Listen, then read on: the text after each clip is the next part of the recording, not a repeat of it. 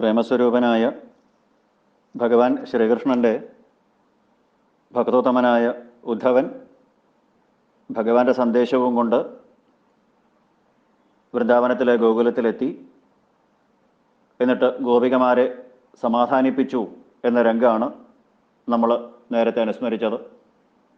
ഭഗവാന്റെ വിരഹദുഃഖം കൊണ്ട് തീവ്രമായ താപത്തിൽ മുങ്ങിക്കിടക്കുന്ന യശോദാനന്ദഗോപന്മാരെയും പിന്നീട് ഗോപികമാരെയും ഭഗവത് സന്ദേശവും അതുപോലെ തന്നെ സാന്ത്വന വാക്കുകളും കൊണ്ട് ഉദ്ധവര് സമാധാനിപ്പിച്ചു.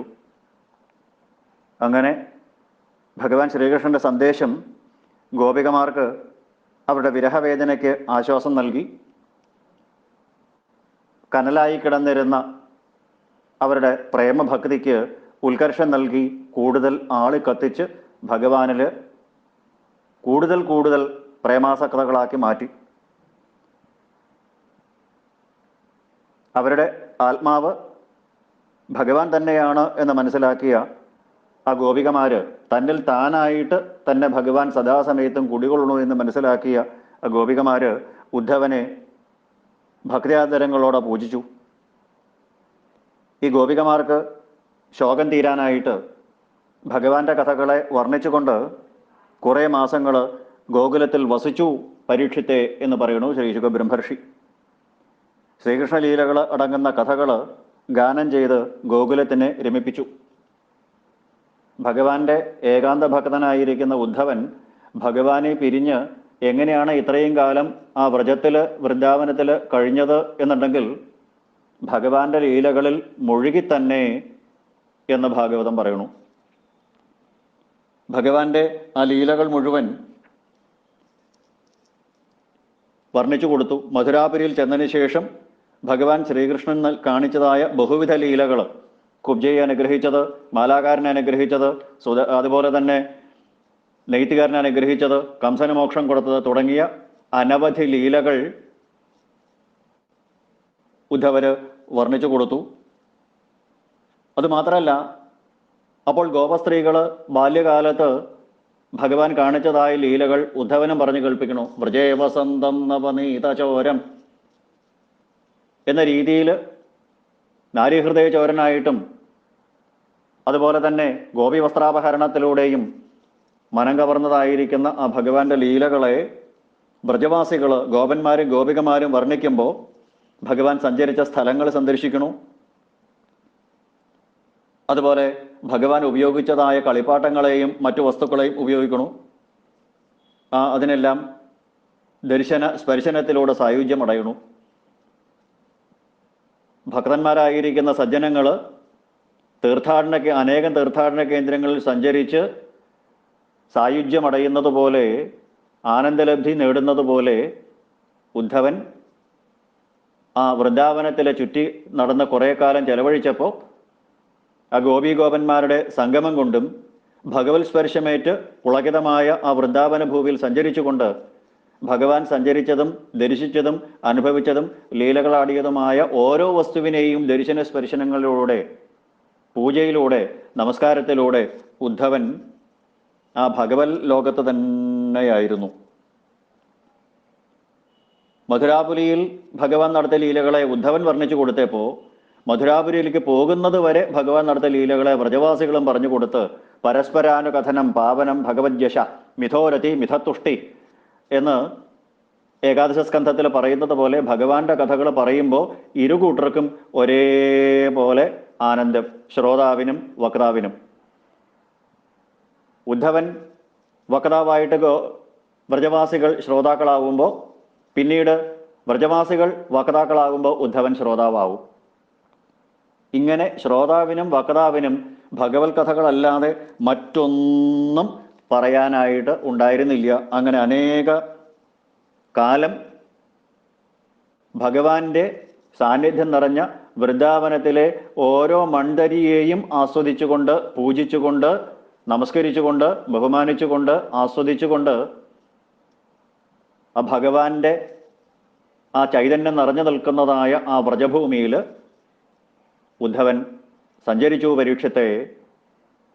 അതുകൊണ്ട് അല്പം പോലും ക്ലേശമോ മറ്റ് മോഹങ്ങളോ വിചാരങ്ങളോ ഇരു കൂട്ടർക്കും ഉണ്ടായില്ല. ആ കൃഷ്ണ സങ്കല്പത്തിൽ, ശ്രീകൃഷ്ണ ചിന്തയിൽ അവർ മുഴുവൻ മുഴുകി നടന്നു. ഉദ്ധവൻ എത്ര കാലം ആ ഗോകുലത്തിൽ വസിച്ചുവോ അത്രയും ദിവസങ്ങൾ ഭഗവാന്റെ ലീലകൾ കേൾക്കുന്നത് കൊണ്ട് ഗോകുലവാസികൾക്ക് ക്ഷണനേരം പോലെ അനുഭവപ്പെട്ടു എന്ന് പറയുന്നു. വ്രജൗകസാം ക്ഷണപ്രായണ്യാസൻ കൃഷ്ണസ്യ വാർത്തയാ. വളരെ പെട്ടെന്ന് കടന്നു പോയതുപോലെ തോന്നി. ഇങ്ങനെ ഉദ്ധവന് ആ വൃന്ദാവനത്തിലേക്കുള്ളൊരു യാത്ര നമ്മുടെ ഭാഷയിൽ പറഞ്ഞാൽ യഥാർത്ഥത്തിൽ ഒരു തീർത്ഥാടനം തന്നെയായിരുന്നു. കാരണം ഭഗവാന്റെ സാന്നിധ്യം നിറഞ്ഞു നിൽക്കുന്ന ആ വൃന്ദാവനത്തിൽ ഇങ്ങനെ അനേക ദിവസം ഉദ്ധവനോട് താമസിച്ചു. ഗോപികളോട് കൂടിയിട്ട് അനേക സ്ഥലങ്ങളിൽ സഞ്ചരിച്ചു. അപ്പോഴൊക്കെ ആ ഗോപികമാരുടെ അത്യുന്നതമായ ശ്രീകൃഷ്ണ ഭക്തി നിമിത്തമുള്ള മനപ്പാരവശ്യം കണ്ടിട്ട്, അവരുടെ ആ പരമപ്രേമം കണ്ടിട്ട് ഉദ്ധവൻ അത്ഭുത സ്തബ്ധനായി, പരമസന്തുഷ്ടനായി. ഇവരെയാണ് നമസ്കരിക്കേണ്ടത് എന്നുറച്ചു. ഉദ്ധവനെ സംബന്ധിച്ചിടത്തോളം ക്ഷത്രിയ കുലജാതനാണ് എന്നാണ് ആചാര്യന്മാർ, വ്യാഖ്യാതാക്കൾ അനുസ്മരിക്കുക. ഉത്തമ ക്ഷത്രിയനായ താൻ വൈശ്യകുലജാതകളായിട്ടുള്ള ഗോപികളെ നമസ്കരിക്കുന്നത് ഏറ്റവും ശ്രേഷ്ഠമാണ്. അനുചിതമാണ് എന്ന് ചിന്തിക്കേണ്ട. അനുചിതമല്ല എന്ന് മാത്രമല്ല, അത്യന്തം ശ്രേഷ്ഠമാണ്, പാവനമാണ്. ഇവരെയാണ് താൻ നമസ്കരിക്കേണ്ടത് എന്ന് ഉദ്ധവൻ തീരുമാനിച്ചു. ആ ഗോപികമാരുടെ മാഹാത്മ്യത്തിനെ കുറിച്ച് ഉദ്ധവൻ കീർത്തനം ചെയ്യാനായിട്ട് തുടങ്ങി. 14 ലോകത്തിനെയും ശുദ്ധീകരിക്കുന്നതായ ആ ഗോപികമാരെ സ്തുതിച്ചുകൊണ്ട് 5 ശ്ലോകങ്ങൾ ഉദ്ധവൻ സ്തുതിക്കുകയുണ്ടായി. ആ 5 ശ്ലോകങ്ങളെ ആചാര്യന്മാർ, വ്യാഖ്യാതാക്കൾ ഉദ്ധവന്റെ പഞ്ചരത്നങ്ങൾ എന്നാണ് വിശേഷിപ്പിക്കുക. ഇത്യുദ്ധവേന രചിത ഗോപീ മാഹാത്മ്യബോധിക ഏഷ പഞ്ചപദീ ഗീത പഞ്ചരത്നാന്യഹോ ധ്രുവം. 5 ശ്ലോകങ്ങളിലായിട്ട് ഏതാ പരം തനുഭൃതോ എന്ന് തുടങ്ങിയിട്ട് 5 ശ്ലോകങ്ങൾ ഏകാന്ത ഭക്തകളായിരിക്കുന്ന, ഭക്തിയുടെ മകുടോദാഹരണങ്ങളായിരിക്കുന്ന ഗോപിമാരുടെ മാഹാത്മ്യം ബോധിപ്പിക്കാനായിട്ട് ഉദ്ധവൻ പാടിയതാണ് എന്ന് ആചാര്യന്മാർ പറയാറുണ്ട്. ഇത് സാധാരണ ഏതൊരു ഉപാസകരും ചെയ്യേണ്ടതാണ് എന്ന് പറയുന്നു. ശ്രീകൃഷ്ണ ഭക്തന്മാർ എല്ലാവരിലും വെച്ച് ശ്രേഷ്ഠന്മാരാണ്. അവരിൽ വെച്ച് സദാസമയത്തും ഭഗവത് ലീലയെ അത്യന്തം പാടിക്കൊണ്ട് നടക്കുന്ന അക്രൂരൻ മുതലായവർ അതിന് ശ്രേഷ്ഠന്മാരാണ്. അവരിലും വെച്ച് ഭഗവാനെ വിട്ടുപിരിയാതെ നിഴല് പോലെ ഭഗവാന്റെ കൂടെ സഞ്ചരിക്കുന്ന, ഭഗവാനിൽ നിന്ന് ജ്ഞാനോപദേശം ലഭിച്ച ഉദ്ധവൻ അതിശ്രേഷ്ഠൻ. നമുക്ക് ഏകാദശ സ്കന്ധത്തിൽ കാണാം, 23 അധ്യായങ്ങളിൽ ഭഗവാൻ ഉദ്ധവന് ഉപദേശങ്ങൾ കൊടുക്കുന്നുണ്ട്. തുന്തു ഭാഗവതേഷ്വഹം എന്ന് ഭഗവാൻ വിഭൂതി യോഗത്തിൽ പറയും. ഭഗവത് ഭക്തന്മാരിൽ വെച്ച് അങ്ങ് തന്നെയാണ് ഉദ്ധവ ഞാൻ. തൃതീയ സ്കന്ധത്തിൽ കാണാം, നോദ്ധവ അണ്ണു അഭിമന്യൂന, ഉദ്ധവൻ എന്നിൽ നിന്ന് അണുപോലും ന്യൂനനല്ല, ഞങ്ങൾ രണ്ടുപേരും തുല്യരാണ് എന്ന് തൃതീയ സ്കന്ധത്തിൽ പറയുന്നു. അങ്ങനെ ഭഗവാൻ തന്നെ ഉദ്ധവന്റെ ഭക്തിയുടെ മാഹാത്മ്യത്തിനെ പ്രശംസിച്ചിരിക്കുകയാണ്. അങ്ങനത്തെ ഭക്തശിരോമണിയായിട്ടുള്ള ഉദ്ധവൻ പോലും ആ ഗോപികമാരുടെ പരമപ്രേമം കണ്ട് നമസ്കരിക്കാൻ തീരുമാനിച്ചു. ആ ഭക്തശിരോമണിയായ ഉദ്ധവന് ഗോപികളിലുള്ള ആ ആദരവ്, ഭക്തി, പ്രേമം, ബഹുമാനം തുടങ്ങിയിട്ടുള്ളതിൻ്റെ ബഹിസ്ഫുരണമാണ് ആ ഗോപികമാരെ കുറിച്ച് 5 ശ്ലോകങ്ങൾ ഭാഗവത്തിൽ പറഞ്ഞിരിക്കുന്നത്. ഉദ്ധവ പഞ്ചരത്നങ്ങൾ എന്നാണ് പറയുക. ഉദ്ധവന്റെ പഞ്ചരത്നം എന്ന് പറയുന്നു.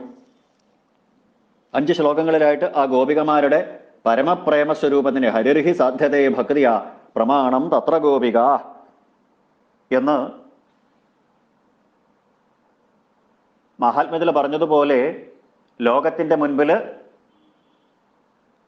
ഭക്തിയുടെ മകുടോദാഹരണങ്ങളാണ് ഗോപികമാര്.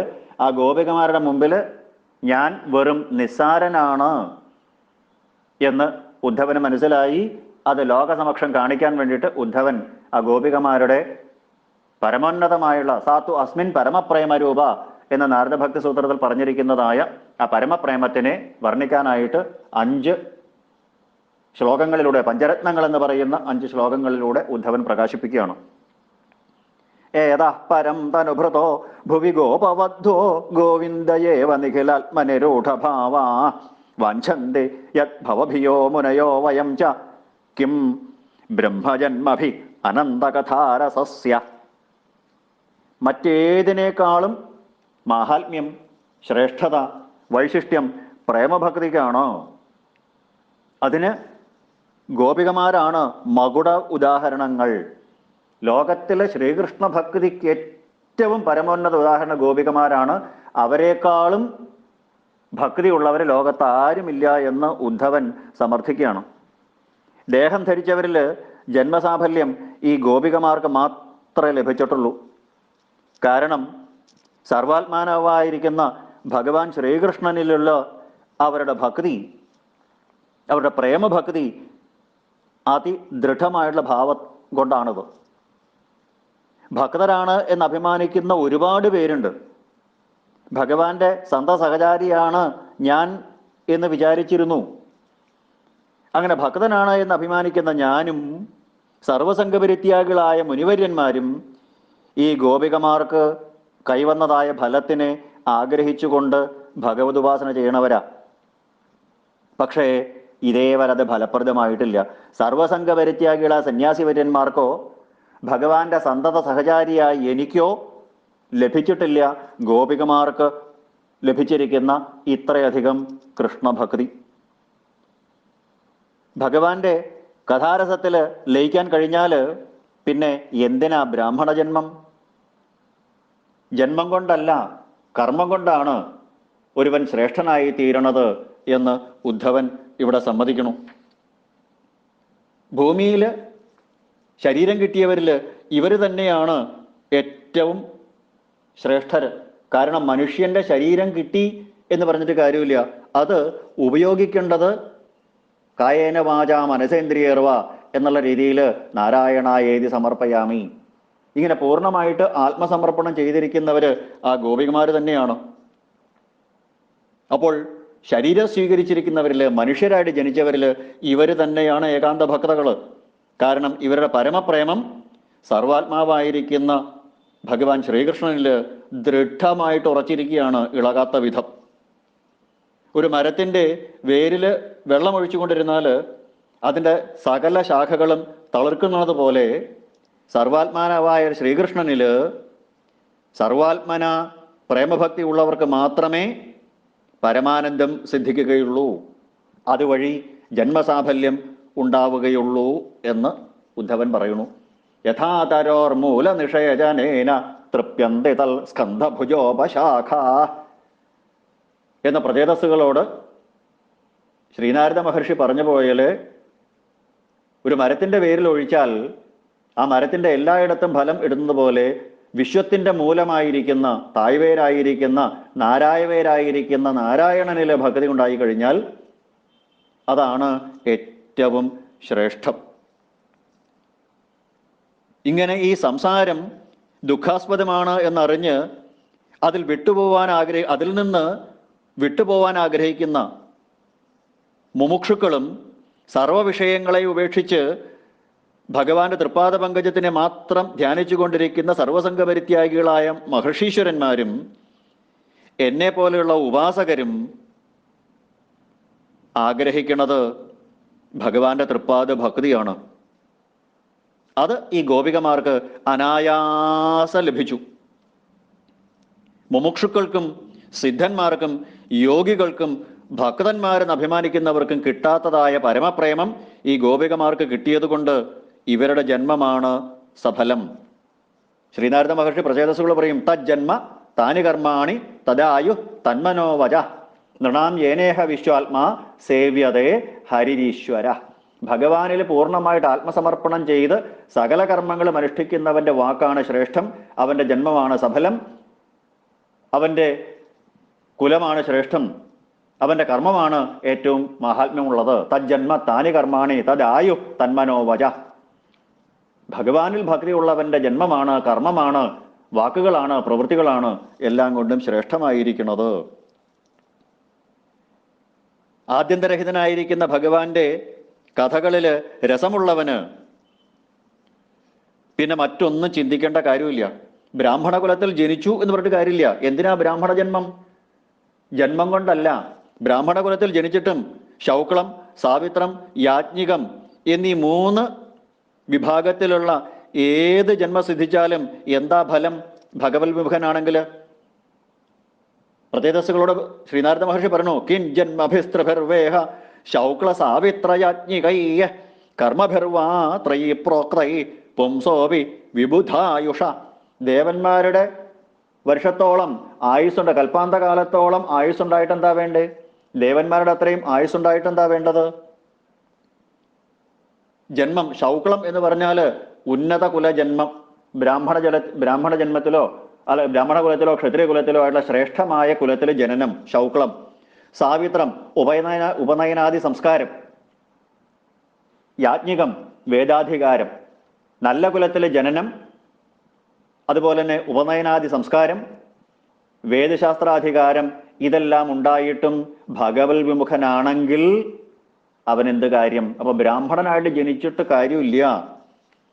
പ്രഹ്ലാദൻ പറഞ്ഞില്ലേ, വിപ്രാദ്യ ഷഡ്ഗുണയുധാത് അരവിന്ദനാഭപാദാരവിന്ദ വിമുഖാൽ ശ്വപചം വരിഷ്ഠം.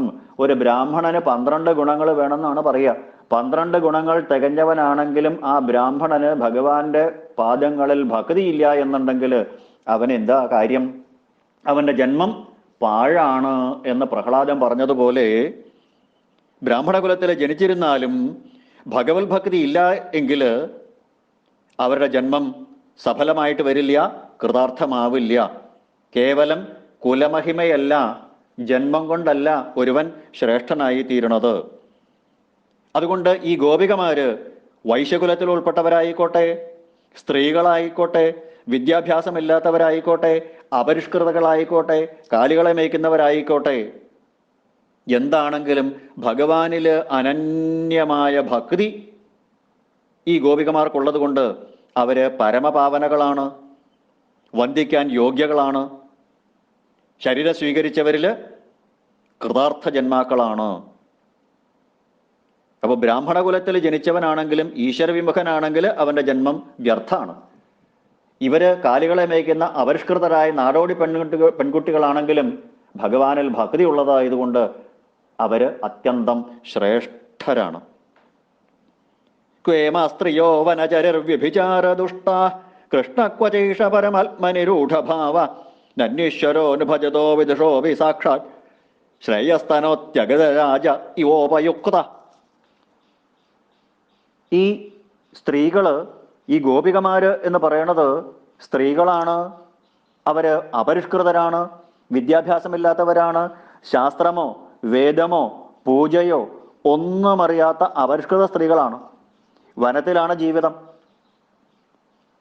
ഭർത്താക്കന്മാരെയും പുത്രന്മാരെയും ഗൃഹത്തിന് ഉപേക്ഷിച്ച് പരപുരുഷനായ കൃഷ്ണന്റെ അടുത്തേക്ക് ഓടിയെത്തി എന്ന സ്വഭാവദൂഷ്യം ആരോപിക്കപ്പെട്ടിട്ടുള്ളവരാണ്. അവരെവിടെ? പരമാത്മാവായ ശ്രീകൃഷ്ണനിലുള്ള ദൃഢമായുള്ള ഭക്തി എവിടെ എന്ന് ചോദിച്ചു കഴിഞ്ഞാൽ അത് ലോകരുടെ ദൃഷ്ടിയിലാണ്. അത് വ്യഭിചാരിണികളാണ് എന്ന് മുദ്ര കുത്തിയെങ്കിലും അവര് പരപുരുഷനെയല്ല പരമപുരുഷനെയാണ് പ്രാപിച്ചത്, ബ്രഹ്മത്തിനെയാണ് പ്രാപിച്ചത്. പ്രേമിച്ചത് കൃഷ്ണനെയാണെങ്കിലും പ്രാപിച്ചത് ബ്രഹ്മത്തിനെ ആയതുകൊണ്ട് ബ്രഹ്മജ്ഞാനികളായി മാറി അവര് എന്നുള്ളത് കൊണ്ട് അവരാണ് ഏറ്റവും ശ്രേഷ്ഠര്. ലോകത്തിന്റെ മുൻപിൽ വ്യഭിചാര കുറ്റം ആരോപിക്കപ്പെട്ടവരാണെങ്കിൽ പോലും അപാരമായ കൃഷ്ണഭക്തി കൊണ്ട് അതെല്ലാം അവര് നിർവീര്യമാക്കിയിരിക്കുന്നു. ഔഷധമാണ് എന്നറിയാതെ രോഗി സേവിക്കുന്ന ഉത്തമമായ ഔഷധം രോഗത്തിനെ ശമിപ്പിക്കണു. അതേ പ്രകാരം പരമാത്മാവിനെയാണ് ഞങ്ങൾ ഭജിക്കുന്നത് എന്നറിയാതെ പോലും ചെയ്യുന്ന ദൃഢമായ ഉപാസനയ്ക്ക് ഭഗവാൻ ഉത്തമമായ ശ്രേയസ് നൽകുക തന്നെ ചെയ്യും. ഭഗവാന്റെ അടുത്തേക്ക് ജാരരൂപത്തിലാണ്, കാമുകഭാവത്തിലാണ് അവർ വന്നത്. ഭഗവാന്റെ ദർശന സ്പരിശന സാമീപ്യങ്ങൾ കൊണ്ട് അവർ മനസ്സിലാക്കി നഖല ഗോപിക നന്ദനോ ഭവാൻ അഖില ദേഹിനാമന്തരാത്മദൃക് എന്ന്. അപ്പൊ അവര് പ്രേമിച്ചത് കൃഷ്ണനെയാണെങ്കിലും പ്രാപിച്ചത് ബ്രഹ്മത്തിനെയാണ്. ഒടുവിൽ അവർക്ക് മനസ്സിലായി ആ പരമാനന്ദ അനുഭൂതി എന്താണ് എന്നുള്ളത്. ഒരു ഔഷധത്തിന്റെ ആ ഉള്ളിലുള്ള ഘടകങ്ങൾ എന്താണ് എന്നറിഞ്ഞില്ലെങ്കിലും രോഗി അത് കഴിച്ചാൽ രോഗം മാറുന്നത് പോലെ അജാമളോപാഖ്യാനത്തിൽ നമ്മൾ കണ്ടുവല്ലോ, പട്ടേരിപ്പാട് പറഞ്ഞതുപോലെ നൃണാം അബുദ്ധ്യാഭിമുകുന്ദ കീർത്തനം ദഹത്യഖൗഖാൻ മഹിമാ സദാദൃശ യഥാഗ്നിരേധാംസി യഥൗഷധം ഗദാൻ എന്ന് പറഞ്ഞതുപോലെയാണ്.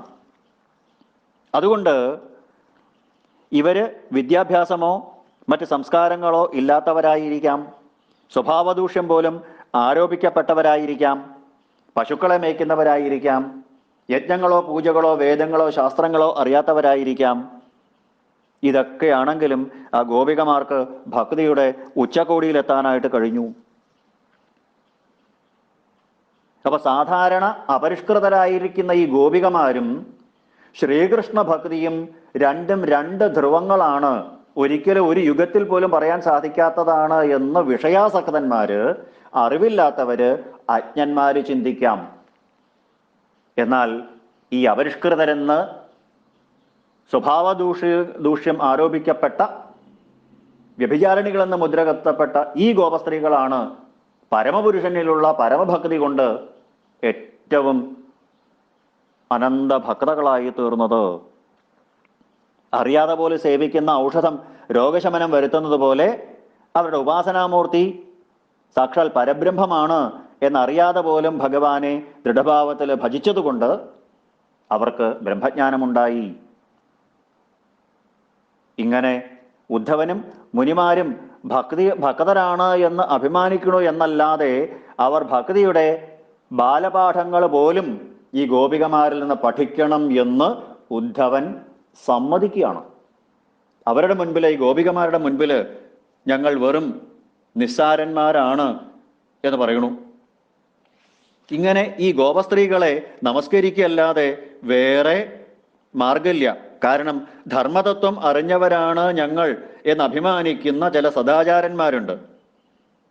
അവർ ആക്ഷേപം പറയും.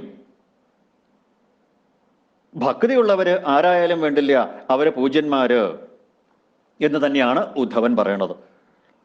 ഈ ഗോപസ്ത്രീകള് പരമധന്യകളൊന്നുമല്ല, വ്യഭിചാരിണികളാണ് എന്ന് വിഷയാസക്തന്മാര് പറയും. ഭക്താക്കന്മാരെയും വീടിനെയും ഉപേക്ഷിച്ച് രതിയിലുള്ള താല്പര്യം കൊണ്ട് കൃഷ്ണനെ സേവിച്ചവരല്ലേ. സ്ത്രീത്വം എന്ന് പറഞ്ഞാൽ സ്വതവേ തന്നെ നികൃഷ്ടം. അതും താണനിലയിലുള്ള ഗോപസ്ത്രീകള്, അവർക്കെങ്ങനെ ഭക്തി ഉണ്ടാവും? സർവസംഘപരിത്യാഗികളായിരിക്കുന്ന മഹർഷീശ്വരന്മാര്, അവരുടെ ഭക്തി എവിടെ? ഈ ഗോപസ്ത്രീകൾ എവിടെ? ഗോപസ്ത്രീകൾ വെറും നിസ്സാരന്മാര്, വ്യഭിചാരിണികള്, അപരിഷ്കൃതര്, ഭഗവാന്റെ ഭക്തി തൊട്ടു തീണ്ടാത്തവര് എന്ന് നമ്മൾ ആര് സംശയിക്കണ്ട. ജന്മം കൊണ്ടല്ല, മനസ്സിന്റെ തീവ്രഭക്തി കൊണ്ടാണ് ഭഗവാനെ മനസ്സിലാക്കാൻ, ഉപാസിക്കാൻ, സ്വാധീനിക്കാൻ, പൂജിക്കാൻ, അനുഭവിക്കാൻ സാധിക്കണത് എന്ന് പറയണു. ഈശ്വരമഹിമ അറിയാത്ത ഒരുവൻ ഭജിച്ചാലും ഈശ്വരൻ അവന് പരമപ്രേയസ് നൽകും. നേരത്തെ പറഞ്ഞ ഔഷധത്തിന്റെ കാര്യം പറഞ്ഞതുപോലെ. അതുകൊണ്ട് പദാർത്ഥ മഹിമ അറിഞ്ഞവരെയും അറിയാത്തവരെയും ഒരുപോലെ ബാധിക്കും. അഗ്നി എന്നുള്ളത് അറിയാണ്ട് തൊട്ടാലും അറിഞ്ഞു തൊട്ടാലും പൊള്ളും. ഒരു ഔഷധത്തിന്റെ കെമിക്കൽ കോമ്പോസിഷൻ അറിഞ്ഞു കഴിച്ചാലും അറിയാതെ കഴിച്ചാലും രോഗം മാറും.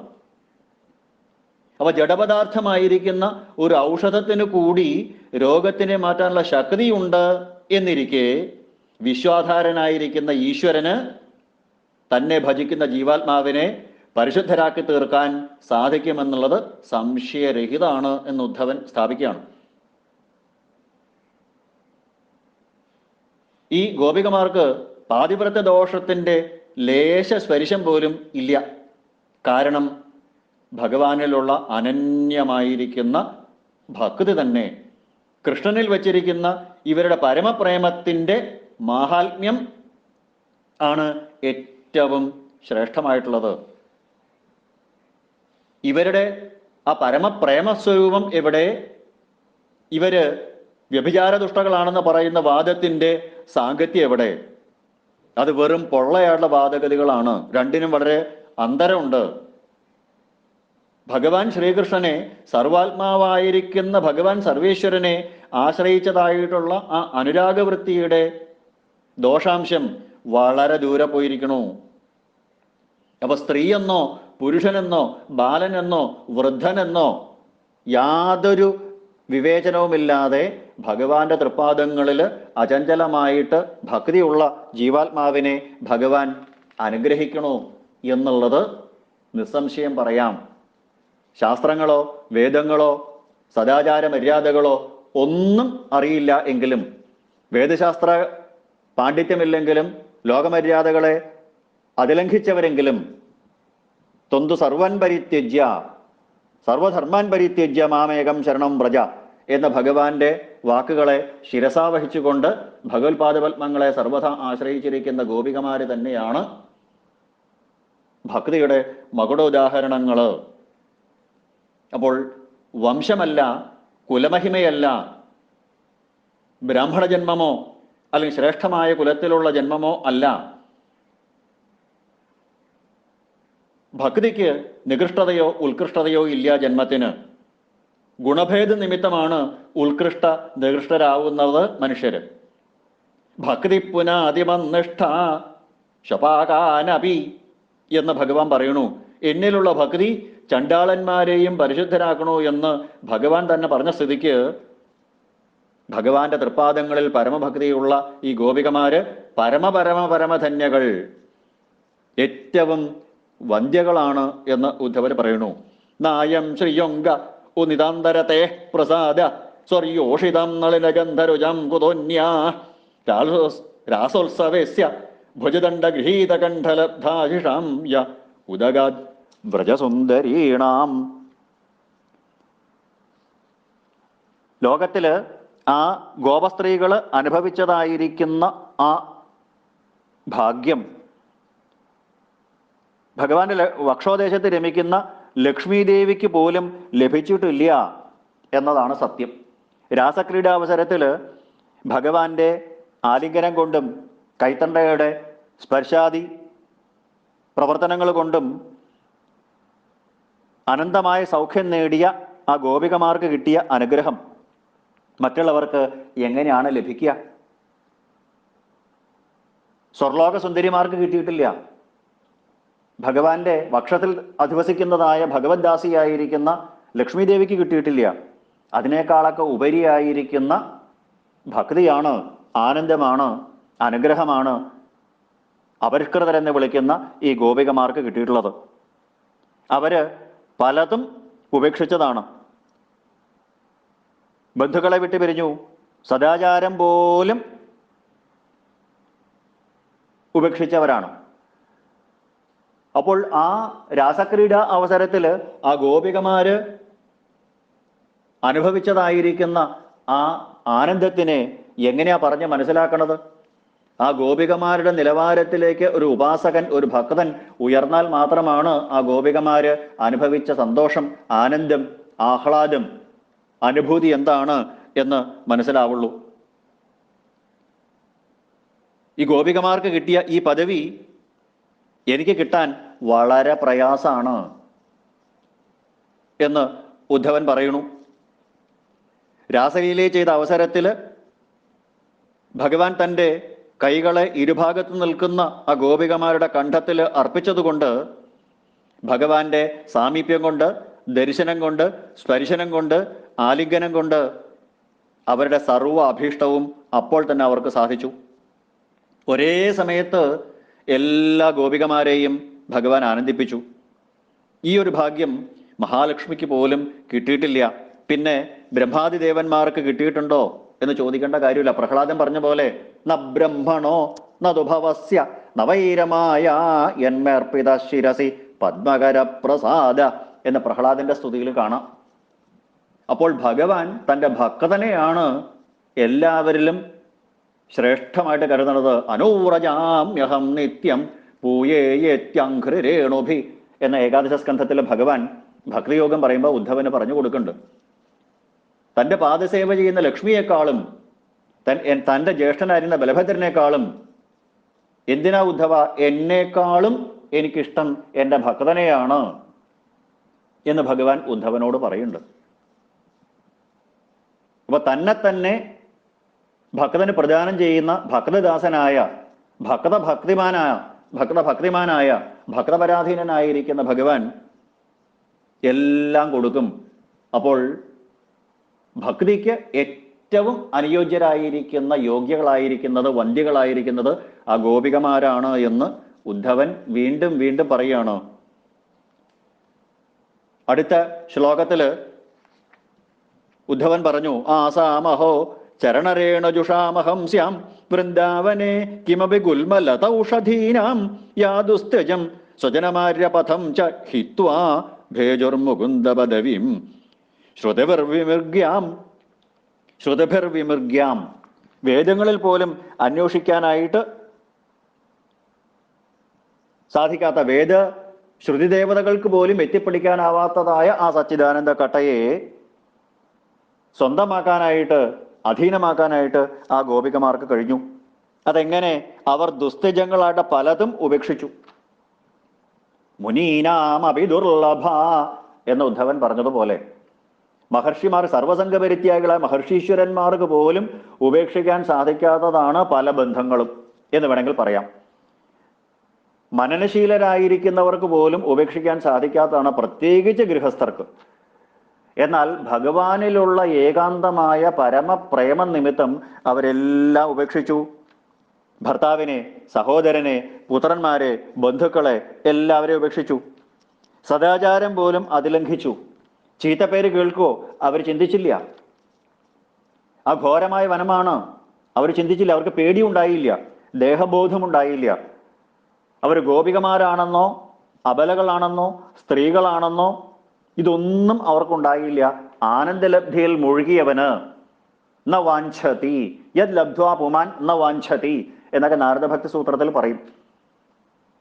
പിന്നെ ഒന്നും അവർക്ക് ചിന്തിക്കാനുണ്ടായില്ല. സർവസ്വവും ഉപേക്ഷിച്ചിട്ട് ത്വന്ത് സർവം പരിത്യജ്യ എന്ന് ഉദ്ധവനോട് ഭഗവാൻ പറയും. സർവധർമാൻ പരിത്യജ്യ മാമേകം ശരണം വ്രജ എന്ന് ഗീതയിൽ അർജുനനോട് പറഞ്ഞു. എല്ലാ ധർമ്മങ്ങളെയും ഉപേക്ഷിച്ചോളൂ, ചോദനാം പ്രതിചോദനാം എന്ന് ഉദ്ധവനോട് ഏകാദശസ്കന്ധത്തിൽ പറയും. ഇങ്ങനെ സർവസ്വം ഉപേക്ഷിച്ചിട്ട് ശ്രുതിദേവതകളാൽ അല്ലെങ്കിൽ വേദസൂക്തങ്ങളാൽ മാത്രം എത്തിപ്പിടിക്കാവുന്ന ഭഗവത് പ്രാപ്തി മാർഗത്തെ അവരെ ഭക്തിമാർഗത്തിലൂടെ കൈവരിച്ചു. അത്രയും ഭാഗ്യവതകളായിരിക്കുന്ന, ധന്യധന്യരായിരിക്കുന്ന, പരമശ്രേഷ്ഠകളായിരിക്കുന്ന ഈ ഗോപികമാരുടെ കാലിലെ പൊടിയേറ്റ് കിടക്കുന്ന വൃന്ദാവനത്തിലെ ഒരു പുല്ലായിട്ട് ജനിക്കുകയായിരുന്നെങ്കിൽ അതാണ് പരമഭാഗ്യം എന്ന് ഉദ്ധവൻ പറയുന്നു. ഈ ഗോപികമാര് കൈവരിച്ച ഭഗവത് അനുഗ്രഹം ദേവസ്ത്രീകൾക്കും ലക്ഷ്മി ദേവിക്ക് പോലും ലഭ്യമല്ല. പിന്നെ ആർക്കെങ്കിലും കിട്ടുമോ എന്നാണ് ഉദ്ധവന്റെ ചോദ്യം. പിന്നെ ആ ഭാഗ്യം കിട്ടാൻ എന്താ വഴി? ഈ ഗോപികമാരുടെ ചവിട്ട് കൊള്ളാൻ, ഗോപികമാരുടെ പാദസ്പർശമേൽക്കാൻ, ഗോപികമാരുടെ പാദധൂളികൾ പതിഞ്ഞ വൃന്ദാവനത്തിൽ ഒരു പുല്ലായിട്ടെങ്കിലും ജനിച്ചാൽ മതിയായിരുന്നു. വെറും പുല്ലായാൽ മതിയായിരുന്നു തിരുവമ്പാടിക്കകത്തന്നു ഞാൻ. ഈ ഗോപികമാരുടെ മുമ്പിൽ താൻ വെറും കീടം, വെറും കൃമി, വെറും പുല്ല്. അവരുടെ ആ പരിപാവനകളായ പരമപ്രേമസ്വരൂപിണികളായിരിക്കുന്ന, ഏകാന്ത ഭക്തകളായിരിക്കുന്ന, അതിശ്രേഷ്ഠകളായിരിക്കുന്ന, ഭക്തിയുടെ മകുടോദാഹരണങ്ങളായിരിക്കുന്ന ഗോപികമാരുടെ പാദസ്പർശമേൽക്കാൻ വേണ്ട, പാദത്തിൽ നിന്ന് ഉതിർന്നു വീഴുന്ന ആ പാദധൂളികളേൽക്കാൻ പാകത്തിനുള്ള ഒരു പുല്ലായെങ്കിൽ എന്ന് ഉദ്ധവൻ ചിന്തിക്കണു. വേദത്തിൽ പറഞ്ഞിരിക്കുന്ന ധർമ്മകർമ്മ പദ്ധതികളും ലൗകിക ധർമ്മമായിരിക്കുന്ന പാതിവ്രത്യവും പുത്രസ്നേഹവും എല്ലാം പരിത്യജിച്ച് മുക്തിപ്രദനായിരിക്കുന്ന ഭഗവാനെ പ്രാപിക്കാൻ എളുപ്പത്തിൽ അവർക്ക് സാധിച്ചു. യാതൊരു പ്രയാസവും ഉണ്ടായില്ല ഇതെല്ലാം ഉപേക്ഷിക്കാൻ. ഭഗവാന്റെ അടുത്തേക്ക് എത്തുക എന്നുള്ള ഒരേ ഒരു ലക്ഷ്യത്തിലേക്ക് പോകുമ്പോൾ സർവവും പുല്ലുപോലെ വലിച്ചെറിയാൻ, ലോഷ്ടവൽ സ്മൃതം എന്ന അംബരീഷിന്റെ ചരിത്രത്തിൽ പറഞ്ഞതുപോലെ മണ്ണാങ്കട്ടയാണ്, നിസ്സാരമാണ്, തുച്ഛമാണ് എന്ന് പറഞ്ഞ് വലിച്ചെറിയാൻ അവർക്ക് ഒരു ബുദ്ധിമുട്ടും ഉണ്ടായില്ല. ഇങ്ങനെ ഭഗവാനെ പ്രാപിക്കാൻ എളുപ്പത്തിൽ സാധിക്കുന്ന ഇത്തരത്തിലുള്ള ദൃഢഭക്തി ഈ ഗോപികമാർക്കല്ലാതെ മറ്റാർക്കും ഇല്ല എന്ന് ഉദ്ധവൻ തീർത്തു പറയുന്നു. യഥാ യസ്യാനുഗൃഹാതി ഭഗവാനാത്മഭാവിത സജഹാതിമതിം ലോകേ വേദേജ പരിനിഷ്ഠിതാം. യാതൊരുത്തനെ ഭഗവാൻ ആത്മത്വേന കരുതി അനുഗ്രഹിക്കുന്നുവോ അപ്പോഴവൻ ശാസ്ത്രത്തിലും വേദത്തിലും ഉറച്ചിരിക്കുന്ന വാസനയെ ഉപേക്ഷിക്കണു. അതായത് ധർമാധർമ്മ വിവർജിതനായി തീരണു. സകല ധർമ്മങ്ങൾക്കും ദ്വന്ദ്വങ്ങൾക്കും അതീതനായി തീരണു. അവന് വിധിനിഷേധങ്ങൾ ഇല്ലാതായി തീരണു. ശാസ്ത്രവാസന, വേദശ്രദ്ധ ഇതെല്ലാം വേണ്ട തന്നെയാണ്. ഈ മാർഗത്തിനെ ആശ്രയിക്കുന്നവർക്ക് ക്രമേണ ഭഗവത് ഭക്തിയും മുക്തിയും ഉണ്ടാവും. എന്നാൽ ഭഗവാന്റെ അനുഗ്രഹം ഉണ്ടാവുമ്പോൾ അതീവ പാദഭക്തി ഉണ്ടാവും. ഭഗവാന്റെ പാദത്തിൽ അനുരാഗമുണ്ടാവും. ആ സമയത്ത് വേദത്തിനെയോ ശാസ്ത്രത്തിനെയോ തിരിഞ്ഞു നോക്കാതെ, വേദശാസ്ത്ര മര്യാദകളെ പരിഗണിക്കാതെ സ്വതന്ത്രനായിട്ട് ദൃഢഭക്തിയോട് കൂടിയിട്ട് മുക്തനായിട്ട് ഭവിക്കുകയാണ്. അതാണ് നിമി നവയോഗ്യ സംവാദത്തിന്റെ ആരംഭത്തിൽ പറഞ്ഞത്. ഭാഗവത ധർമ്മങ്ങളെ അനുസരിക്കുന്ന അനുഷ്ഠിക്കുന്ന ഒരു ഭക്തന് രണ്ട് കണ്ണുകളെ ഇറുക കെട്ടിയാലും അവൻ വീഴണില്ല. രണ്ട് കണ്ണും മൂടിക്കെട്ടിയാലും അവൻ വീഴണില്ല എന്ന് പറഞ്ഞാൽ രണ്ട് കണ്ണുകള് ശ്രുതിയും സ്മൃതിയുമാണ്. ധർമാചരണത്തിന് വേണ്ടതാണ് ശ്രുതി സ്മൃതിയും. ഇതിന് രണ്ടിനെയും ലംഘിച്ചാലും കുഴപ്പമില്ല. ഒരു ഭക്തൻ ഭഗവാന്റെ പാദങ്ങളിൽ ഏകാന്തമായ ഭക്തി ഉള്ളവന് വേദകർമ്മങ്ങളെയോ ശാസ്ത്രഗ്രന്ഥങ്ങളെയോ അനുസരിക്കേണ്ടതില്ല. കാരണം അവന് വിധിനിഷേധങ്ങളില്ല എന്നർത്ഥം.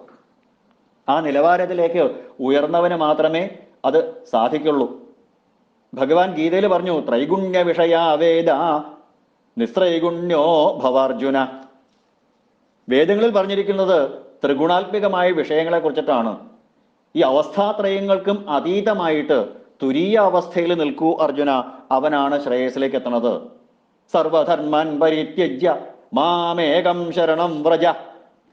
സർവധർമ്മങ്ങളെയും വലിച്ചെറിയൂ, സർവകർമ്മങ്ങളെയും ഉപേക്ഷിക്കൂ, എന്നിട്ട് നിഷ്കാമമായിട്ട് എന്നെ മാത്രം ഉപാസിക്കൂ അർജുന എന്ന് ഭഗവാൻ പറയുന്നുണ്ട്. നിസ്ത്രൈഗുണ്യേ പഥി വിഹരതാം കോ വിധി കോ നിഷേധ. നിസ്ത്രൈഗുണ്യേ പഥി വിഹരതാം. നിഷ്കാമമായ കർമ്മങ്ങളിൽ രമിക്കുന്നവൻ, ത്രിഗുണാതീതമായിട്ട് പ്രവർത്തിക്കുന്നവൻ, ധർമാധർമ്മ വിവർജിതനായിട്ട് പ്രവർത്തിക്കുന്നവന് കോ വിധി, അവൻ എവിടെയാ വിധി, കോ നിഷേധ, അവൻ എവിടെ നിഷേധം, ഒന്നുമില്ല. സർവം ശ്രീകൃഷ്ണ അർപ്പണമസ്തു. കായേന വാച മനസേന്ദ്രിയർവ എന്ന രീതിയിൽ ഇതെല്ലാം ഭഗവാൻ എന്നെ കൊണ്ട് ചെയ്യിക്കണതാണ് എന്ന് മനസ്സിലാക്കിയിട്ട്, ഭഗവാന്റെ കയ്യിലെ ഒരു ഉപകരണമാണെന്ന് അറിഞ്ഞിട്ട് എല്ലാം ഭഗവാന് വേണ്ടി സമർപ്പിക്കണം. ഇങ്ങനെ സർവസ്വവും ഭഗവതർപ്പണമായിട്ട് സമർപ്പിക്കുന്ന ഒരു ഭക്തന് എന്താ വിധി, എന്താ നിഷേധം, രണ്ടുമില്ല. ഡൂസ് ആൻഡ് ഡോൺസ് അവനെ സംബന്ധിച്ചിടത്തോളം ഇല്ല. ചെയ്യാൻ പാടില്ലാത്തതും ചെയ്യേണ്ടതായിട്ടും ഒന്നുമില്ല. ഗ്രാഹ്യ ത്യാജ്യ ഭാവങ്ങൾ അവനില്ല. നിസ്ത്രൈഗുണ്യേ പഥി വിഹരതാം കോ വിധി കോ നിഷേധ. അപ്പോൾ വേദത്തിനെയോ ശാസ്ത്രത്തിനെയോ ശ്രുതിയെയോ സ്മൃതിയെയോ ഭഗവത്പാദഭക്തൻ അനുസരിക്കേണ്ടതായിട്ടില്ല. കാരണം അവൻ ധർമാധർമ്മങ്ങൾക്ക് അതീതനായിട്ട് സഞ്ചരിക്കണു. ത്രിഗുണാതീതമായ വഴിയിൽ സഞ്ചരിക്കുന്നവനെ വിധിനിഷേധ രൂപമായിരിക്കുന്ന വേദങ്ങളോ ശാസ്ത്രമര്യാദകളോ ബന്ധിക്കണില്ല. അതുകൊണ്ട് ഈ ഗോപികമാര് സർവസ്വവും ഉപേക്ഷിച്ചു എന്ന് പറഞ്ഞതിൽ തെറ്റില്ല. ഭർത്താക്കന്മാരെ ഉപേക്ഷിച്ച് ഭഗവാന്റെ അടുത്തേക്ക് എത്തി എന്ന് പറയുന്നതിൽ പാതിവ്രത്യ ലംഘനമില്ല. കാരണം അവര് പരമപുരുഷനെയാണ് ആശ്രയിച്ചത് എന്നർത്ഥം. അതുകൊണ്ട് പരമഭക്തിയുടെ പ്രേരണ നിമിത്തം ഭഗവാൻ ശ്രീഹരിയുടെ പാദപങ്കജങ്ങളെ സർവാത്മന ശരണം പ്രാപിച്ചിരിക്കുന്ന ഗോപികമാരുടെ ആ പരമപ്രേമത്തിനെ, ആ ഭക്തിയുടെ ഉദാത്തമായ നിലയെ ഉദ്ധവൻ സർവാത്മന ബഹുമാനിക്കുകയാണ്. ഇവരിലും ഉപരിയായിട്ട് ആരും തന്നെ ഇല്ല. ഉദ്ധവന്റെ പഞ്ചരത്നങ്ങളിലെ 5-ാമത്തെ ശ്ലോകത്തിൽ പറയണു, യാ വൈ ശ്രിയാച്യുതമജാതിഭിരപ്രകാമയ്യ യോഗൈശ്വരൈരപി യദാത്മനിരാസഗോഷ്ഠ്യം കൃഷ്ണശ്ച തദ്ഭഗവതശ്ചരണാരവിന്ദം ന്യസ്തം സ്തനേഷു വിജഹു പരിരഭ്യതാപം. സാക്ഷാൽ മഹാലക്ഷ്മി, അതേപോലെ പൂർണ്ണകാമന്മാരായിരിക്കുന്ന ബ്രഹ്മാദിദേവന്മാര്, ലോകപാലകന്മാര്, സർവസംഘപരിത്യാഗികളായ മഹർഷീശ്വരന്മാര്, യോഗേശ്വരന്മാര് മുതലായവർ യാതൊരു ശ്രീപാദപങ്കജങ്ങളെയാണോ ധ്യാനിക്കണത്, ആ അതിശ്രേഷ്ഠമായിരിക്കുന്ന ഭഗവത്പാദങ്ങളെ രാസക്രീഡാ അവസരത്തിൽ ആ ഗോപികമാരുടെ സ്ഥലങ്ങളിൽ ചേർക്കപ്പെട്ടു. ആ ഭഗവാന്റെ തൃപ്പാദ പങ്കജങ്ങളെ സ്വന്തം നെഞ്ചോട് ചേർക്കാൻ അവർക്ക് ഭാഗ്യമുണ്ടായി. അങ്ങനെ ഭഗവാന്റെ പാദസ്പർശം കൊണ്ട് സമസ്ത താപങ്ങളും ഇല്ലാതായി. എപ്രകാരമാണോ ഇനി നമുക്ക് ദശമസ്കന്ധത്തിൽ കാണാം, സുദർശനൻ എന്ന ആ വിദ്യാധരന് സർപ്പത്തിന്റെ രൂപം മാറി സ്വസ്വരൂപം തിരിച്ചു കിട്ടി ഭഗവാന്റെ പാദസ്പർശം കൊണ്ട്. കാളിയന് ഭഗവാന്റെ പാദസ്പർശം കൊണ്ട് സകല പാപങ്ങളും നീങ്ങി ശ്രേഷ്ഠനായിട്ട് മാറി. നൃഗൻ എന്ന രാജാവ് കൃകലാസമായിട്ട് ഓന്തിന്റെ രൂപം മാറിയിട്ട് രാജാവായിട്ട് മാറി. ഇങ്ങനെ ഭഗവാന്റെ പാദസ്പർശം കൊണ്ട് മോക്ഷം നേടിയത് ഒരുപാട് പേരാണ്. അതിലും ധന്യകളാണ് ഭഗവാന്റെ ആ തൃപ്പാദങ്ങളെ മാറോട് ചേർക്കാൻ ഭാഗ്യം കിട്ടിയവര്. ആ ഭഗവാന്റെ തൃപ്പാദങ്ങളെ മനസ്സിൽ ധ്യാനിക്കാൻ ഭാഗ്യം കിട്ടിയ ആ ഗോപികമാരാണ് ഏറ്റവും ശ്രേഷ്ഠകളായിട്ടുള്ളത്. ബ്രഹ്മാദിദേവന്മാർ ധ്യാനിക്കുന്ന ശ്രീപദം ഈ ഗോപികമാരുടെ ശരീരത്തിൽ നേരിട്ട് തന്നെ സ്പർശിച്ചപ്പോ ഇതിലും വലിയ ഭാഗ്യം എന്താണുള്ളത്? ആനന്ദലബ്ധിക്ക് ഇനി എന്തു വേണം? അത് ലഭിച്ച ഈ ഗോപികമാരെ പോലെ ഭാഗ്യവതികൾ ലോകത്ത് ആരുണ്ട്? അതിനാൽ ആ ഭാഗ്യം അല്പമെങ്കിലും പങ്കുവെച്ച് ആ ഗോപികമാരെ വന്ദിക്കണു ഉദ്ധവൻ ഒരു ശ്ലോകത്തോട് കൂടിയിട്ട്, ആ പഞ്ചരത്നത്തിലെ 5-ാമത്തെ ശ്ലോകത്തോട് കൂടിയിട്ട് സമർപ്പിക്കുകയാണ് ഉദ്ധവൻ. മഹാലക്ഷ്മി മുതലായവർക്ക് പോലും സിദ്ധിക്കാത്തതായ ആ ഭാഗ്യം. അപ്പോൾ ആ ഗോപികമാര് ഭഗവാന്റെ തൃപ്പാദങ്ങളെ സ്പർശിച്ചതുകൊണ്ട് അവർ അപൂർവ ആനന്ദത്തിന്റെ സ്വരൂപ സാക്ഷാത്കാരം അവർക്കുണ്ടായി. അന്യങ്ങളായ വിഷയങ്ങളെയെല്ലാം ഉപേക്ഷിച്ച് ആ പ്രാപഞ്ചിക വിഷയങ്ങൾ മുഴുവൻ, ഗൃഹമെന്നോ പതിയെന്നോ പുത്രനെന്നോ പറയുന്ന പ്രാപഞ്ചിക വിഷയങ്ങൾ മുഴുവൻ ദുഃഖസ്ഥാനങ്ങളാണ് എന്നവർ മനസ്സിലാക്കി ഭഗവാന്റെ സ്പർശം സാമീപ്യം കൊണ്ട് അവർ സകലത്തെയും ഉപേക്ഷിച്ചു. ഇത് ലോകത്തിൽ ആർക്കും ലഭിക്കാത്തതായിരിക്കുന്ന ഒരു ഭാഗ്യമാണ് എന്ന് പറയുന്നു.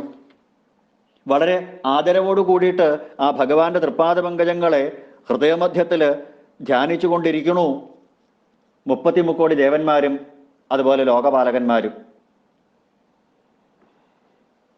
കാരണം ആ പദഭജനം ശ്രേയ ഭഗവാന്റെ തൃപ്പാദ പങ്കജങ്ങളിലുള്ള ആ ഭക്തി തന്നെയാണ് ശ്രേയസ്കരം എന്ന് ഭഗവാന്റെ മാരണത്തിൽ വാഴുന്ന ലക്ഷ്മീദേവി പോലും താഴേക്കിറങ്ങി വന്ന് പാദപൂജ ചെയ്യുന്നതിലൂടെ,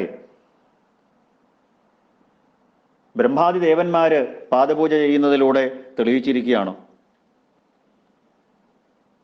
അപ്പൊ ബ്രഹ്മാദി ദേവന്മാരും ലോകപാലകന്മാരും ആത്മാരാമന്മാരായിട്ടുള്ള മുനിമാരും സർവസംഘപരിത്യാഗികളായ യോഗികളും എല്ലാം ഭഗവാന്റെ പാദപത്മത്തിനെ മനസ്സിൽ ധ്യാനിച്ച് പൂജിക്കണേ ഉള്ളൂ. അവർക്ക് സാക്ഷാത്തായിട്ട് കാണാൻ പറ്റിയില്ല, സാക്ഷാത്തായിട്ട് സ്പർശിക്കാൻ സാധിച്ചില്ല. ലോകപാലകന്മാർക്കോ ബ്രഹ്മാദിദേവന്മാർക്കോ സർവസംഘപരിത്യാഗികളായ യോഗിവര്യന്മാർക്കോ ഭക്തന്മാർക്കോ മുനീശ്വരന്മാർക്കോ ഭഗവാന്റെ തൃപ്പാദ കമലങ്ങളെ നേരിട്ട് കാണാൻ പറ്റിയില്ല, ആ പാദങ്ങളെ സ്പർശിക്കാൻ പറ്റിയില്ല. എന്നാൽ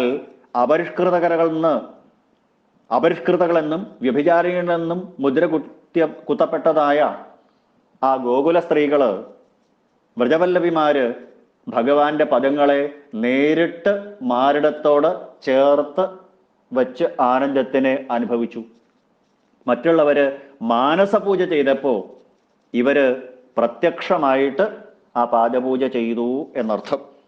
എന്ന് പറഞ്ഞാൽ സർവസംഘപരിത്യാഗികളായ മഹർഷീശ്വരന്മാർക്കും ബ്രഹ്മാദി ദേവന്മാർക്ക് പോലും കാണാൻ പറ്റാത്തതായ ഭഗവത് പാദങ്ങളെ മാറിടത്തിനോട് പ്രത്യക്ഷമായിട്ട് ചേർത്ത് സ്പർശിച്ച് ആനന്ദ സാഗരത്തിൽ മുഴുകാൻ അവർക്ക് സാധിച്ചു. അപ്പോൾ ഭക്തന്മാർക്ക് പോലും ആ പാദപത്മത്തിനെ മാനസപൂജ കൊണ്ട് മനസ്സിൽ പൂജിക്കാൻ സാധിക്കണതല്ലാതെ സാക്ഷാത്തായിട്ട് പൂജിക്കാൻ സാധിച്ചില്ല. അങ്ങനെ അപ്രകാരമുള്ള ഭഗവത് ചരണാരവിന്ദത്തിനെ ഈ വിധം ആലിംഗനം ചെയ്ത ഗോപികമാര് ബ്രഹ്മാദിദേവന്മാരെക്കാൾ യോഗിമാരെക്കാൾ ഉയർന്ന നില സിദ്ധിച്ചവരാണ് എന്നാണ് ഉദ്ധവൻ പറഞ്ഞു വരുന്നത്. ഇങ്ങനെ ഭഗവത്പാദാരവിന്ദത്തിനെ ഗോപികൾ ഈ വിധം സ്പർശിച്ചപ്പോ മറ്റ് സുഖസാധനങ്ങളെയെല്ലാം അവർ ഉപേക്ഷിച്ചു എന്ന് പറഞ്ഞതിൻ്റെ താല്പര്യം, വിഷയസുഖ സാധനങ്ങളെല്ലാം ഭഗവാന്റെ തൃപ്പാദ സ്പർശം കിട്ടുന്നത് വരെ സുഖാസ്പദങ്ങളെന്ന് തോന്നും. എപ്പോഴാണോ സർവാത്മാവായിരിക്കുന്ന വിശ്വാധാരനായിരിക്കുന്ന ഭഗവാന്റെ തൃപ്പാദങ്ങളിൽ ആത്മസാക്ഷാത്കാരം ഉണ്ടാവണത്, തൃപ്പാദ സ്പർശം ഉണ്ടാവണത്, ഭഗവത് ഭക്തി ഉണ്ടാവണത്, അപ്പോൾ മഹത്തായിരിക്കുന്ന ആ ആനന്ദ സമുദ്രത്തിൻ്റെ സംയോഗം കൊണ്ട് വിഷയങ്ങളെല്ലാം ദുഃഖങ്ങൾ ഉണ്ടാക്കുന്നതാണ് എന്ന് തോന്നും.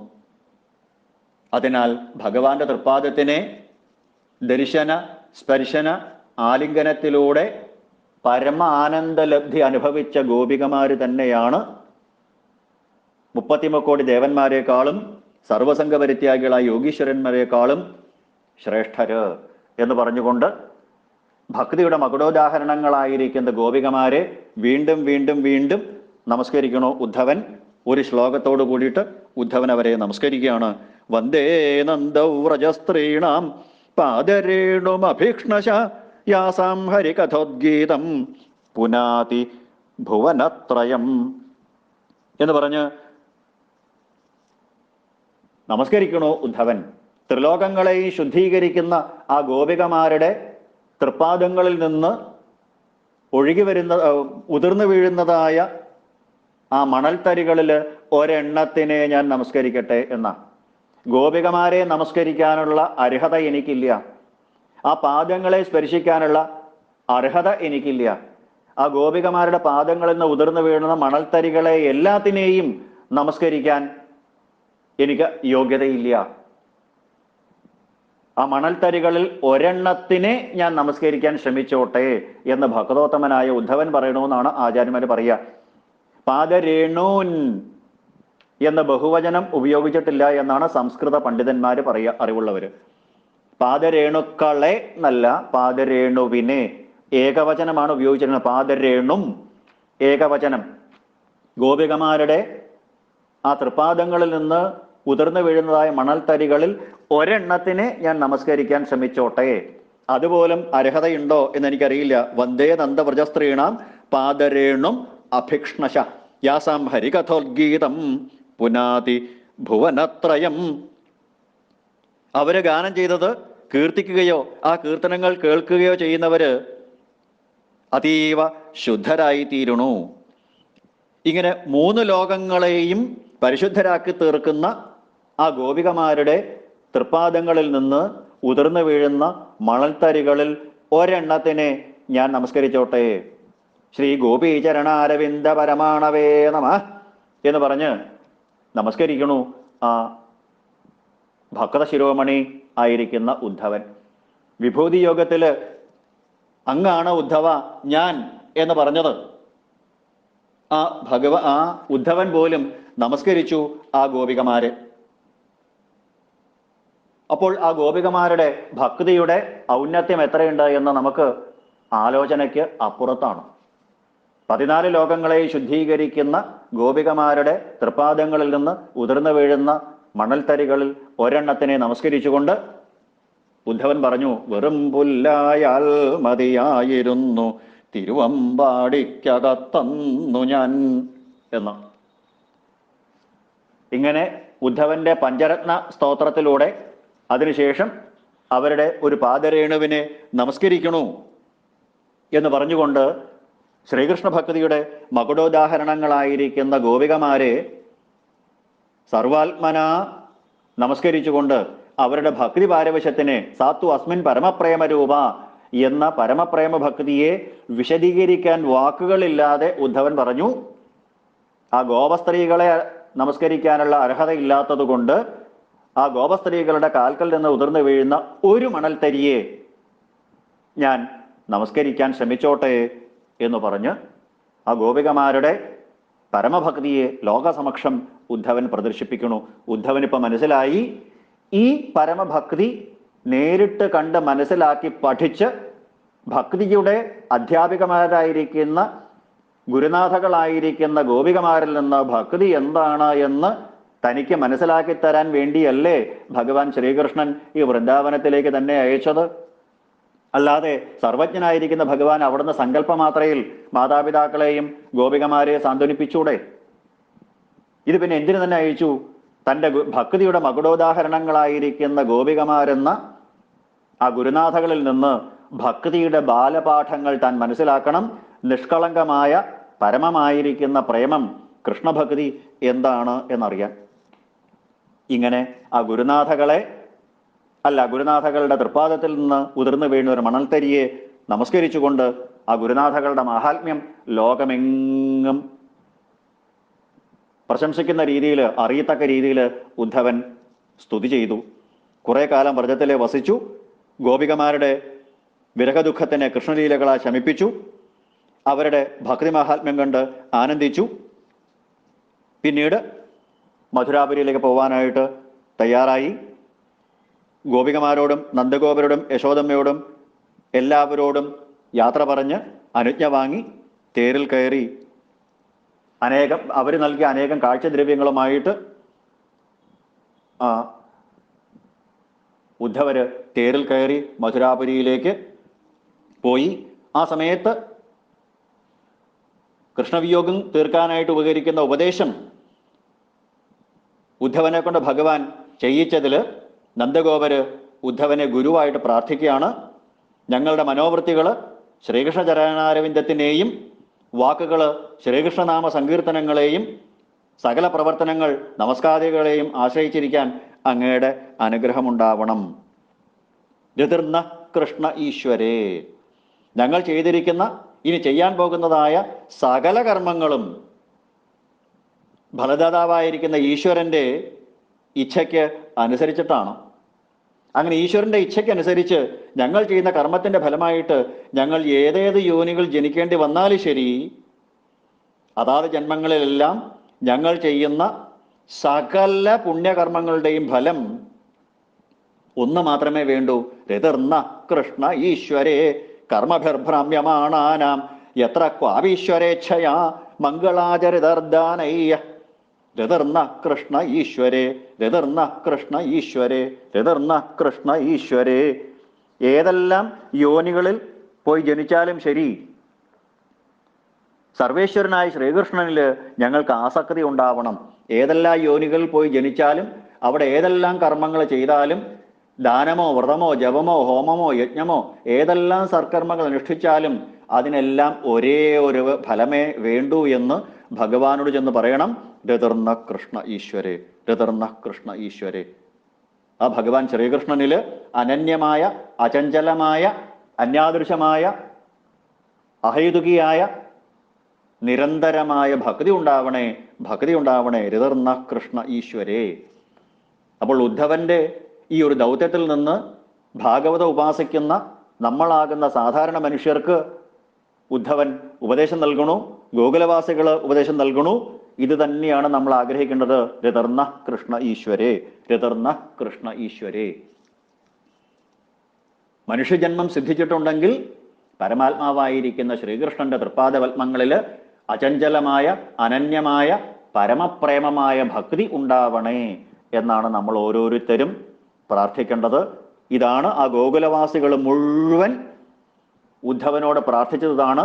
ഭഗവാനോട് ചെന്ന് പറയണം, ഞങ്ങൾ ഏതെല്ലാം ജന്മങ്ങൾ എടുക്കേണ്ടി വന്നാലും ശരി, ഭഗവാനിൽ ഭക്തി ഉണ്ടാവാൻ അനുഗ്രഹിക്കണേ എന്ന് ഭഗവാനോട് പറയണം.